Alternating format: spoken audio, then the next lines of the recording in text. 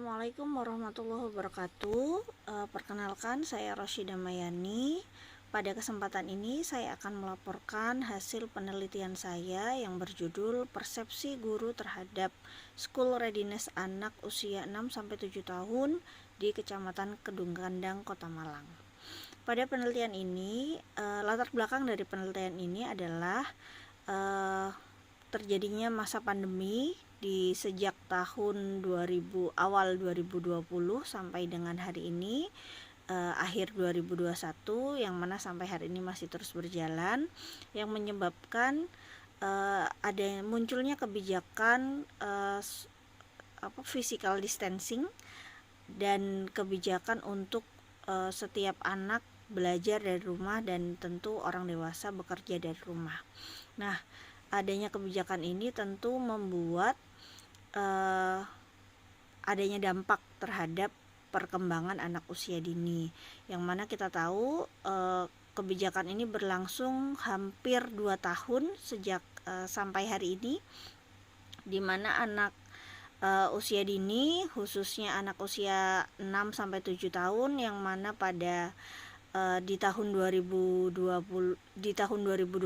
anak-anak ini masih berada di tingkat TKB, taman kanak-kanak, dan di tahun 2021 mereka memasuki jenjang usia sekolah dasar begitu. Nah, bisa dikatakan anak-anak yang berada di tahun masa akhir TK dan masa awal SD, kita bisa sebutnya sebagai anak dengan lulusan COVID begitu, lulusan pandemi, yang mana tentu akan memiliki perbedaan dikarenakan situasi pandemi yang menyertai mereka. Nah, pada penelitian ini bertujuan untuk mengetahui bagaimana dampak pandemi terhadap kesiapan bersekolah anak usia 6-7 tahun, di mana pada anak dengan usia 6-7 tahun di tahun 2021 ini mereka baru saja sebagai angkatan baru masuk ke sekolah dasar, di mana sebelumnya mereka belajar dari rumah di masa TKB atau di masa kelompok B di taman kanak-kanak gitu.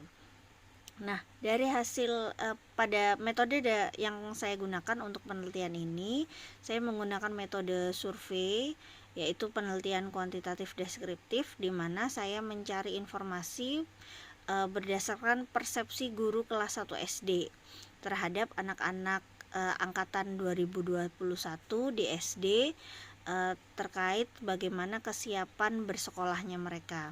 Dari hasil penelitian saya diketahui bahwa untuk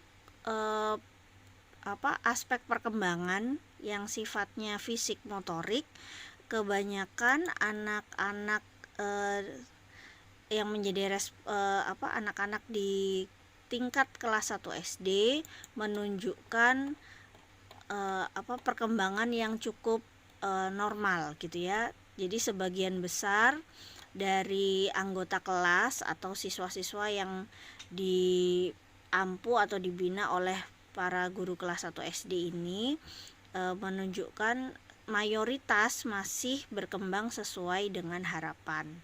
Namun di bagian kognitif tampak sekali beberapa gap begitu ya untuk perkembangan kognitifnya. Jadi terkait perkembangan yang sifatnya bagaimana anak-anak memecahkan masalah, kemudian mengungkapkan keinginan, berbahasa, itu cenderung kurang optimal begitu, sehingga mungkin perlu bagi guru kelas 1 SD untuk lebih concern lagi memberikan pendidikannya untuk mengejar keterlambatan perkembangan yang terjadi. Demikian hasil penelitian saya. Terima kasih. Wassalamualaikum warahmatullahi wabarakatuh.